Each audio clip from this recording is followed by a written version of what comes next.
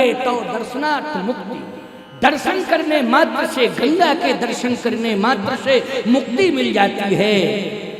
आज उसी गंगा के तट पर मुक्ति देने वाली मोक्षदायिनी गंगा के तट पर पुत्र को गंगा मां के चरणों में लिटा दिया। हरिश्चंद्र जी देख रहे हैं, अब सुनते जाओ कौन आया है ये।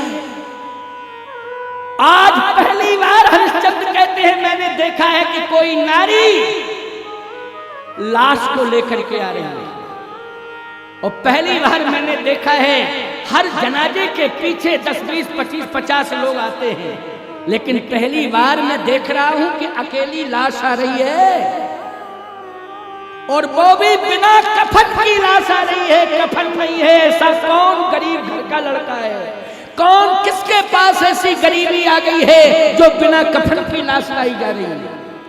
विश्वामित्र जी ने काशी वालों से कह दिया था कफन भी मत देना। याद रखना, किसी की दुकान से अगर 2.5 गज का कफन पहुंच गया तो समझ लेना उसकी दुकान में आग लगा दूंगा। आज दुकानदार सब परेशान, कौन लगवावे आग अपनी दुकान में। बोलो भाई, बिना कफन की लाश जा रही है।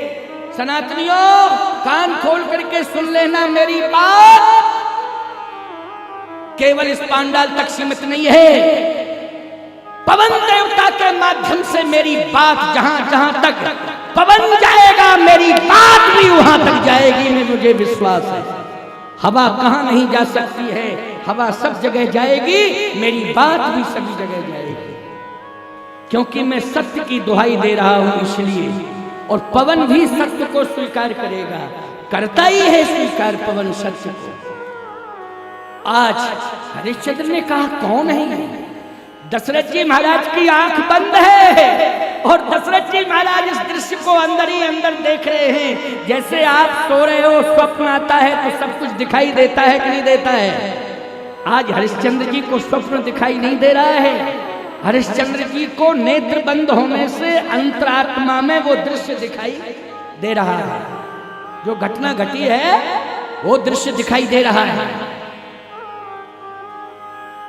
बस शब्द सुनाई दिए हरिश्चंद्र के कान में।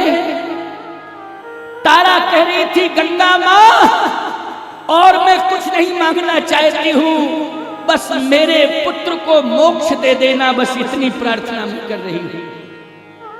मेरे पुत्र को मैं कुछ भी नहीं दे पाई। अरे माता पिता कम से कम जन्म देने के बाद जो भी उनके पास धन दौलत थोड़ी बहुत होती है वो लोग अपनी संतान को देते हैं कि नहीं, लेकिन मैं ऐसे अभागी हूँ। इसका बाप भी इतना अभागा है कि अपने पुत्र को कुछ नहीं दे पाया, यहाँ तक कि कफन भी नहीं मिला है।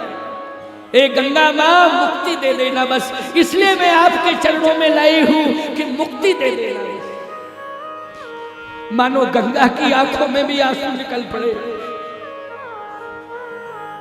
क्यों? ये गंगा वही है जो पुत्र बनकर के आए हैं। प्रभु राम लख निरगता मुनिबंधता त्रैलोक पावन सुरसरी, जिनके पद नख से गंगा का प्रादुर्भाव हुआ है, वही तो पुत्र बन के आया है रघुवंश में। गंगा मां की आंखों में आंसू आ गए। बस हमारे सनातन धर्म में अग्नि संस्कार का विधान है। बोलो किसका विधान है, जल्दी बोलो। अग्नि संस्कार का विधान है। जैसे ही शरीर को दग्ध करना चाहती है, अग्नि देना चाहती है, उसी समय हरिश्चंद्र लाठी लेकर के आ गए। खबरदार, जब तक मैं कर नहीं ले लूंगा तब तक शव को दग्ध नहीं करने दूंगा, मुझे कर चाहिए। बड़ी समस्या पैदा हो गई।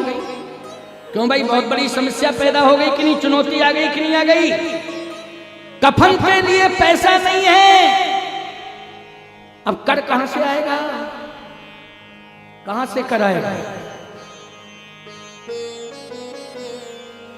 तारा ने चरण पकड़ लिए। स्वामी पहचानो, मैं आपकी पत्नी हूं, पहचानो ये आपके पुत्र की लाश है, कोई और नहीं हूं, ये पुत्र भी आपका ही है, लेकिन बिना कफन के लाई हूं, कफन के लिए पैसा नहीं है, तो कर कहां से दे सकती हूं? इसलिए ये पुत्र है तुम्हारा पुत्र है, मैं पत्नी हूं।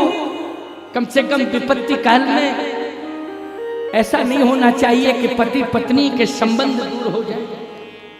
पति पत्नी के संबंध तो रहते ही हैं, चाहे जितनी बड़ी विपत्ति आ जाए। ए स्वामी, कर नहीं है, मैं कहां से दूं? मेरे पास पैसा नहीं है, धन नहीं है, मैं कर कहां से दूं? हरिश्चंद्र ने कहा, मैं इस लाश को जलने नहीं दूंगा, मुझे कर चाहिए। तारा ने कहा, क्या पत्नी को भूल गए हो? पुत्र को भूल गए हो? क्या पत्नी और पुत्र का भी त्याग करना चाहते हो?